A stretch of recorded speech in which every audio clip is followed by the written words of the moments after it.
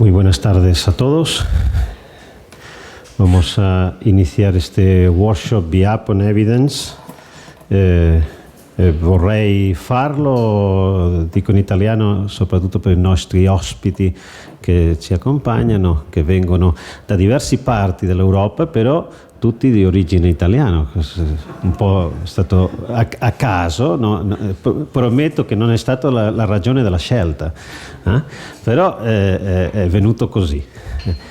Benvenuti a Girona, siamo molto contenti di avervi qua e di poter discutere questi 2 giorni con tutti voi su questo argomento, diciamo il ragionamento provatorio che qua a Girona è molto stimato, diciamo, è un argomento che ci interessa molto e da molto tempo, quindi saremmo molto contenti di ospitarvi, poter discutere su queste cose. Diego Dei Vecchi es nuestro primer ponente, postdoc Juan de la Cierva hasta hace 4 días aquí en Girona y ahora postdoc de la Cátedra de Cultura Jurídica. Todas las ponencias las tendremos en inglés según fue acordado, aunque también dadas todas nuestras procedencias, creo que los debates pueden ser multilingües perfectamente, si así quieren preguntar en español, en italiano o en alemán, que Diego conoce muy bien. Así que sin más preámbulos, damos la palabra a Diego para el inicio de la primera de las ponencias. Gracias, Jordi. Bueno, buenas tardes, buonasera. Presentaré en inglés el texto, lo leeré para tratar de ser menos oscuro y tratar de adecuarme a los tiempos. Bueno, muchas gracias por la posibilidad de estar aquí, por la posibilidad de participar en este seminario. Gracias al BIAP por la organización junto con la Cátedra de Cultura Jurídica. Y bueno, sin más, doy inicio a la lectura de mi texto. Well, this paper presents a criticism of some of Larry Laudan's ideas about legal epistemology. Laudan has developed different lines of research in the field of legal epistemology, leading his philosophical efforts to analyze how decisions concerning the sufficiency of evidence are made in our criminal justice systems. Errors, their frequency, and their consequences are at the core of his concerns, particularly the kind of errors he calls false verdicts, to wit, verdicts whose factual premise is false. I would prefer to say wrong, but Laudan used the word false. He distinguishes 2 types of false verdicts. On the one hand, convictions against innocent people, also known as false positives or false convictions, and on the other, acquittals in favor of guilty defendants, also known as false negatives or false acquittals.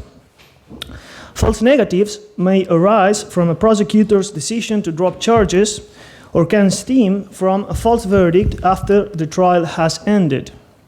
I will focus here on Laudan's analysis of false negatives after the trial, as a consequence of the trial. To decide if a defendant should or should not be convicted after a trial, legal systems resort to specific tools, the supposed function of which is to satisfy 2 needs. First, to set the threshold of evidence for accepting factual propositions as true, and to act in response of this acceptance or rejection, convicting or acquitting defendants. And the second function is to distribute the errors involved when deciding and acting in this way, the errors, the false positives and false negatives. One of these essential tools is the standard of proof, that is a general norm establishing the threshold of proof to convict in criminal trials. Laudan thinks that the higher the demand of evidence, the lower the number of false convictions, but at the same time, this increases the number of false acquittals. Symmetrically, the lower the standard of proof, the higher the number of false convictions. However, the number of false acquittals diminishes and punishment for the guilty increases. The distribution of error employing a standard of proof consists precisely in setting a threshold of evidence, the outcomes of which should reflect a moral judgment on the importance of both types of error. Indeed, in Laudan's view, the role of the criminal justice system is to implement the part of the social contract regarding the correct distribution between false positives and false negatives. The phrase beyond a reasonable doubt, the formula beyond a reasonable doubt, hereafter BART for short, has been accepted in many different criminal justice systems as the proper formula to set out the standard of proof. The hope is that the formula successfully sets a threshold of evidence which, when applied, reflects a value judgment in which convicting an innocent person is worse than acquitting a guilty one. It is often alleged that BART instantiates the so-called Blackstone's ratio, 10 false acquittals for every single conviction. Laudan has argued a great deal in favor of abandoning BART. He has provided two main reasons. Let me call Laudan's first claim against BART the confusion thesis, as it sets out that BART unacceptably confounds epistemic reasons with subjective confidence, and epistemic reasons, to use Peter Strawson's vocabulary, are the only right sort of reasons to justify the acceptance of factual propositions. This would be what I call the confusion thesis. The second claim against BART is that it leads to a massive number of false acquittals. The argument here is twofold. On the one hand, Laudan claims that BART admits more false acquittals than a rational legal system would tolerate, given that, in Laudan's moral view, Blackstone's ratio is not only groundless but also pernicious. Let me call this claim the consequentialist thesis, since the pernicious character of BART lies in its potentially harmful consequences. On the other hand, according to Laudan, not only does BART tolerate too many false acquittals in light of its underlying justification, that is, the Blackstone's ratio, but the main problem seems to be that it generates many more false acquittals than even the Blackstone's ratio tolerates. Then, BART fails even in the light of its underlying justification. Indeed, Laudan claims that because of the application of the BART standard, the US criminal justice system acquits after trial between 75 and 85 of guilty defendants. Let me call this claim the failure thesis. I will focus on this facet of Laudan too many false acquittals claim, in the failure thesis. Although I will argue that the confusion thesis and the failure thesis appear to be inconsistent, my main point is not to make this inconsistency explicit. Laudan's apparent inconsistency is just a touchstone to argue that the failure thesis must be rejected, showing what the failure thesis requires not to be inconsistent with the confusion thesis, reveals that Laudan's reasoning in favor of the failure thesis is unacceptable. I will argue that this claim is groundless and that arguments of this kind concerning US or any other legal system should be rejected. I'll proceed in three steps. First, I will recreate Laudan's confusion thesis, then I will redepict Laudan's failure thesis with a few quotes. Finally, I will argue that Laudan's failure thesis is either inconsistent with the confusion thesis or more probably groundless. So,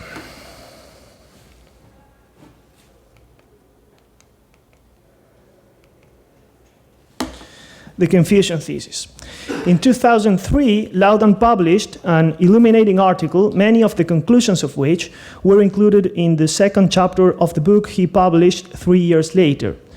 In both works, Laudan points out that BART constitutes an empty formula, both an epistemic threshold of evidence and an expression of a particular moral ratio of the error distribution.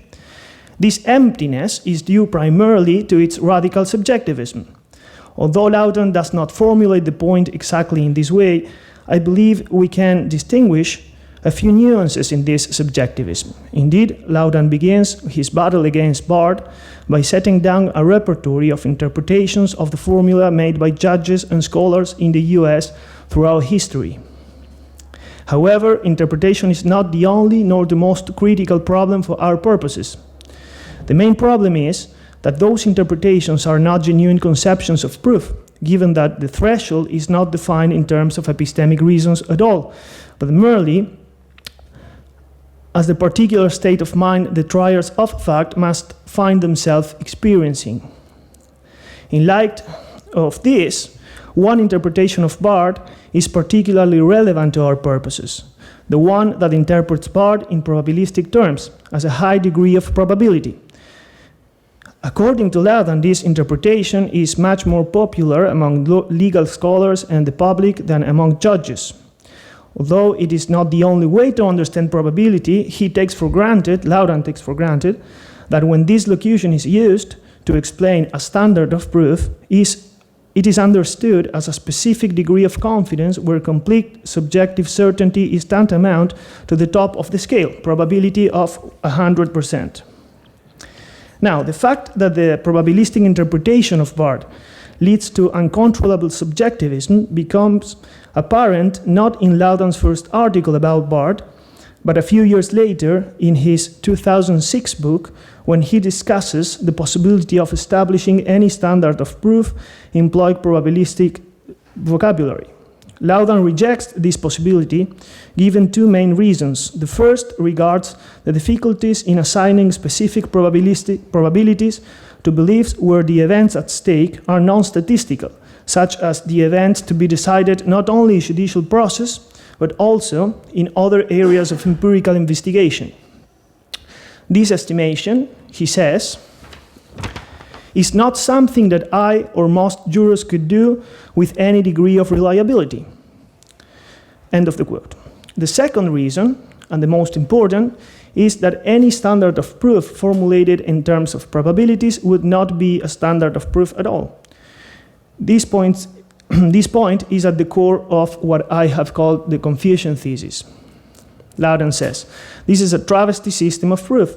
Instead of specifying that the juror's level of confidence in guilt should depend on whether a robust proof has been offered, the criminal law makes the standard of proof parasitic on the inquirer's, that is, the juror's level of confidence in the defendant's guilt.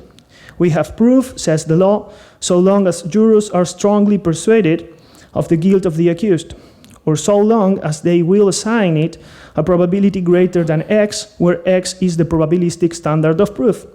Never mind how they arrived at their high confidence, we have proof. This gets things precisely backwards. What Laudan is saying here is that this kind of distortion swaps the threshold of evidence for a state of mind that should have been justified by an independent body of evidence. One more quote, so long as definitions of BART fail to address the robustness of evidence, and so long as they remain fixated purely on the strength of the juror's belief, BART will remain open to the devastating criticism that it confuses mere strength of belief, which may be widely irrational, with warranted belief. End of the quote. Under this understanding of BART, Laudan's argument is sound, as there is no guarantee that the degree of confidence felt by the trier of fact, or whoever else, covariates with the evidence he or she had at hand. I think that even if Laudan does not make this explicit, the most important lesson this provides is that the only way to corroborate this contingent covariation would be by contrasting the relevant available evidence. Let us assume then, for the sake of argument, that Laudan's Confucian thesis is sound regarding any probabilistic standard of proof, and in any case regarding BART. Then we should consider his failure thesis. One of Laudan's most persistent and wholly justified worries in legal epistemology has been the absence of empirical evidence showing the real ratio of error the criminal legal system produces when deciding on facts. He points out that not serious research method can be indifferent about its reliability or about how often it leads to error. Nevertheless, sadly, the legal system is both simultaneously ignorant and indifferent regarding these matters. Under these circumstances, Laudan devised a way of waking citizens up by making the real rate of error explicit.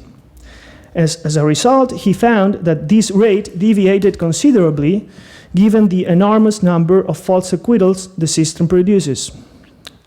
In his 2006 book, Laudan does not risk any categorical claim about the rate of false acquittals, though he presents some speculations. However, more recently, he has been trying to go further to verify the rate of false verdicts, especially the kind of false verdicts particularly despised among jurists and judges, false acquittals, acquittals in favor of guilty people. Actually, in his 2016 book, The Lost Flows, he developed those old speculations to estimate the rate of false acquittals the US legal system generates. To that aim, he developed a combination of conceptual analysis and empirical data based on a series of statistical research results concerning the violent crime situation in the US in 2008. As mentioned earlier, I am focusing on false acquittals after trial. Laudan found that in 2008, in the 45,000 cases of violent crimes that went to trial, 30,000 defendants were convicted and 15,000 were acquitted. As we will see, Laudan holds that the system produces between 75% and 85% of false acquittals in the total amount of acquittals at trial, around 12,000 acquittals of the 15,000 total of acquittals. This is the basis of the failure thesis. To justify this claim, he takes several argumentative steps. The first one, he starts from what he calls a thesis of conventional wisdom, according to which the majority of defendants acquitted at trial are probably factually guilty. These defendants, he says, wouldn't even be going to trial unless the prosecutor believed that he had a strong chance of persuading jurors that these defendants were guilty beyond a reasonable doubt. End of the quote. This conventional wisdom, Laudan says, enjoys a prima facie plausibility, even if it does not involve empirical evidence. This plausibility lies in a speculation about the prudential rationality of prosecutors, according to which, even if the prosecutor sometimes overestimates the strength of his case against the defendant, it seems reasonable to suppose that most defendants winning an acquittal at trial have an apparent guilt in the range from about 70% to 90%. In such circumstances, that means, at minimum, either that the prosecutor is an obscenely bad judge of the strength of his case, or that the jury concluded that the defendant is probably guilty, but the evidence is too weak to warrant a conviction. End of the quote. It is pretty evident that here Laudan is taken for granted that the degree of prosecutors' confidence covariated with the evidence they had at hand, and this would be a case of the confusion error. Nevertheless, fortunately, the argument does not rest on speculation born from a mix of conventional wisdom and a conjecture as to what degree of confidence would be prudentially rational for a prosecutor to achieve before bringing a case to trial. Indeed, in 2016, his hunch is underpinned by empirical data, or at least Laudan yearns for this. He says that there are two powerful reasons for thinking that this simplistic assumption, the conventional wisdom thesis, understates the frequency of guilt among those acquitted at trial. Let's see these two powerful reasons. First, Laudan resorts to empirical data from Scotland, where BARD is in force, and there are 3 possible criminal verdicts rather than 2. After a trial, a defendant in Scotland could be declared guilty, not guilty, or guilt not proven. This last verdict plays a crucial role in Laudan's argumentation, given that in his understanding of this third verdict, it could be issued at any time. 1. The jury is persuaded that the defendant is factually guilty, that is, the probability of guilt is more than 50%, but 2. The jury is not convinced of that guilt beyond a reasonable doubt. End of the quote. As stated in a study of criminal prosecutions carried out by the Scottish government between 2005 and 2006, 71% of defendants tried for homicide and acquitted during that term received a verdict of guilt not proven. That means, Laudan says, that about 7 in 10 acquittals for murder in Scotland involved defendants regarded by the jurors as having probably committed the crime. And then, Laudan says, they were guilty. Let us assume that Laudan's understanding of the guilt not proven verdict is sound. Let us assume as well that Laudan does, as Laudan does, the unreasonable expectation that 71% of not proven cases in Scotland is a relevant sample and extensible to criminal cases for violent crimes decided in the US during 2008. After that, the second powerful reason, after that, Laudan refers to a study by Calvin and Cecil, the American jury, from 1966, as empirical evidence of the rate of false acquittals at trial. Part of this study consisted of asking judges about the jury's decisions in every trial they attended, 1,191 cases from the first 60s. Following Laudan's reconstruction, the researchers' question, the relevant question, was whether, in the opinion of the judge, the case was close, meaning the apparent guilt of the acquitted defendant verged on proof beyond a reasonable doubt, or whether it was clear acquittal, meaning that the defendant's apparent guilt was well below the BART standard. End of the quote. When interviewed in 1960, the judges responded that, in their opinion, only 5% of the total amount of cases resulted in clear acquittals, while 52% were clear for conviction.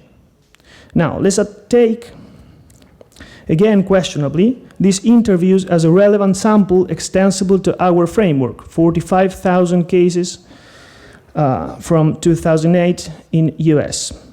Laudan says that given that US statistics from 2008 indicate that about 1/3 of the total trials for violent crimes resulted in acquittal, this, quoting Laudan, would seem to entail that only about 15% of the acquittals are clearly acquittals, while some 85% are, in the opinion of the presiding judge, close cases. End of the quote. Now, Laudan does not make the reasoning leading to this conclusion explicit. However, it seemed to be as follows. If just 5% of the cases are clear acquittals, as a surprising generalization of 1960s Calvin and Cecil interviews, it is possible to conjecture, Laudan seemingly deems, that only 2,250 violent crimes cases decided in 2008 should have been clear cases to acquit, just the 5% of the 45,000 cases under consideration. Nevertheless, according to the statistics, the number of acquittals was 15,000. Ergo, Laudan holds, only 15% of acquittal were clear decided cases. Moreover, Laudan asserts that we can assume, in virtue of Calvin and Cecil's study, that more than 12,000 of defendants are close enough to warrant an assumption that these are probably factually guilty, even if their apparent guilt fails to eliminate all reasonable doubts. End of the quote. The following step in the argument is to combine Scottish data with the Calvin and Cecil results in order to get a midpoint and then apply this to the 2008 US statistics.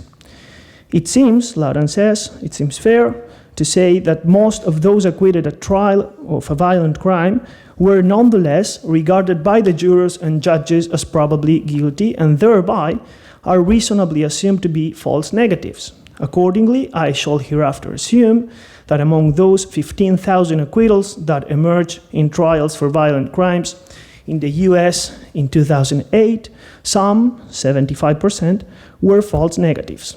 End of the quote.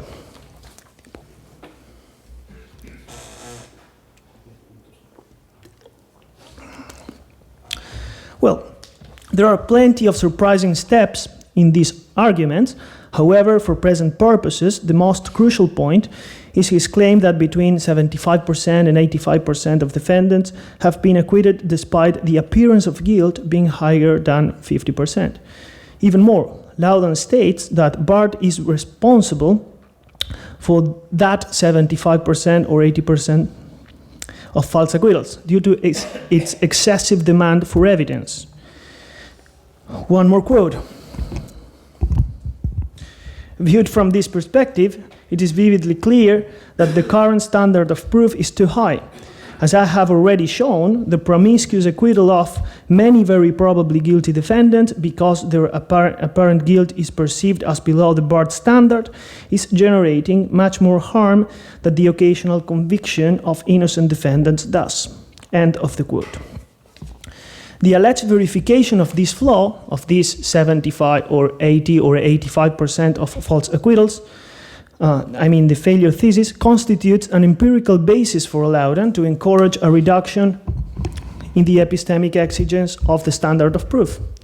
However, I will try to show now that this failure thesis is unacceptable. I have 4 reasons for this rejection. The first one, a non-existent threshold cannot be too high. One way to determine if a standard of proof in force is epistemically too demanding would be to pre-identify the exact threshold of evidence the standard requires. However, according to Laudan's Confucian thesis, this is not possible when the standard of proof in force is barred. On the one hand, it is extremely ambiguous formula. On the other, and more relevant to our purpose, the common understanding of the formula, as Laudan shows, turn it into a travesty system of proof, a fake epistemic criterion. This is what would happen, especially with attempts to articulate the standard in probabilistic terms. As Laudan taught us, no covariation between the degree of confidence and the degree of epistemic justification is ever warranted. Therefore, the opinion of judges, jurors, or citizens in general about the degree of confidence that the hypothesis of guilt ought to achieve to convict, according to Bard, says absolutely nothing about the epistemic demand it entails. And this is where I see the inconsistency between the Confucian thesis and the failure thesis. However, there is a way around this obstacle. It is possible to avoid inconsistency in defending the Confucian thesis and the failure thesis at the same time. After all, one could claim that even prove that although Bard leads to confusion between the degree of confidence and the degree of epistemic justification, the system produces too many false acquittals. The way of proving this last claim would be showing that it happens to be that in a particular legal system, in a specific community, the triers of fact only convict in cases where there is a massive amount of evidence. And that conversely, in many other cases, they acquit the defendant, although the evidence of guilt was quite good. In other words, it could be possible to prove that actually triers of fact get Bard's subjective confidence only in cases in which evidence is abundant. However, it is precisely here where Laudan's error becomes serious, given the inappropriate grounds of his argument. The first problem regards the invocation of reasons of the wrong sort, and the second one concerns the absence of reasons of the right sort. Why Laudan's argument is a case of wrong sort of reasons argument. The first problem concerns the reasons Laudan invokes to infer the rate of false acquittals he claims the system generates. Indeed, he adopts an entirely subjective standard of proof formulated in terms of probabilities, and by doing so, he falls into the very same flaw he had been criticizing. Namely, he assumes, with no apparent reason at all, that subjective confidence expressed in the interviews employing degrees of probabilities, close to BART and therefore close to 90%, covariates with the degree of epistemic justification, with the appearance of guilt of each defendant. From this, he concludes that there was an epistemic probability higher than 50% to support a conviction verdict in every case in the sample. Then, he falls into the confusion error.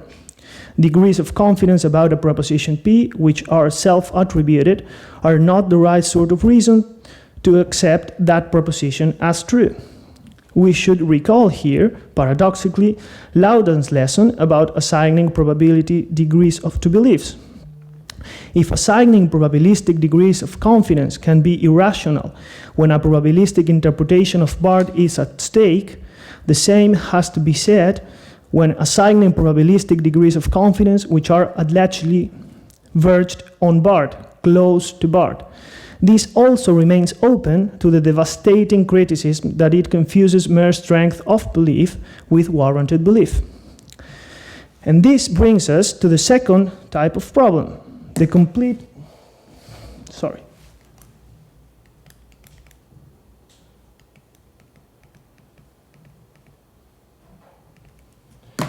the absence of reasons of the right sort. To defend the failure thesis without failing into the wrong sort of reasons problem, the claim that in most of the acquitted cases the defendant was actually guilty should be appropriately justified. The justification of this claim requires a necessary but insufficient condition, to wit, bringing the evidence underpinning the defendant's guilt to the fore. We can now see why Laudan's failure thesis turns out to be unacceptable. The only proper grounds to claim that a certain number of acquitted defendants were probably guilty would be the evidence against each one of those defendants. Laudan fails to provide any evidence to encourage us to believe that not even in one of the cases of acquittal he takes under consideration, there were good epistemic reasons to believe in guilt. This lack of reasons of the right kind should be enough to reject not only his failure thesis, but also his political program of decreasing evidentiary requirement to convict people. However, there is an additional reason for this rejection that I have called the evaluative disagreement. Let us suppose that BART is in force and that it actually requires 90% of confidence in a defendant's guilt to secure a conviction. Let us also imagine that in our community, in this community, people is infallibly rational from the epistemic point of view. One community in which the degree of confidence in factual propositions, in the truth of factual propositions, covariates with the degree of epistemic justification in each case. And we can assume also that epistemic justification is, by hypothesis, also quantifiable. Let us even suppose that for every case decided in that community, in our ideal community, it is entirely possible to contrast all the evidence fact-finders had in order to make a decision, and every epistemic inference they drew. Now, let us assume that of the total amount of acquittals after a trial in criminal cases in that community, there is a very high rate, let us say 85%, favoring defendants whose guilt was proven between, say, 60% and 89%. Even under these circumstances, to claim that the rate of false acquittals in this epistemically ideal community is of 85% would be, to say the least, unacceptable, since the claim would be the outcome of merely and dubiously applying a less demanding standard of proof than the one in force in the criminal legal system. This argumentative strategy would be a piece of trickery. In the end, It is just the result of a merely evaluative disagreement. So to conclude, the two worries central to Larry Laudan's contribution to legal evidential reasoning are the radical arbitrariness of barred formula and the irrational number of false negatives given the exaggerated requirements of the standard. As I have tried to demonstrate, there is something wrong in the way he sets out these worries. To insist that the standard is subjective and arbitrary, to label it as a travesty and a fake system of proof, seems inconsistent with saying that the standard is both excessively demanding from an epistemic point of view and that it is responsible for a certain number of false negatives. Furthermore, his argument for claiming that the system produces too many false acquittals is unacceptable, and not just because of this inconsistency. The main reasons are as follows. On the one hand, Laudan himself confuses presumptively strength of belief of jurors or judges with warranted belief. And on the other hand, he fails to provide evidence showing that the defendants acquitted were materially guilty. Thank you so much.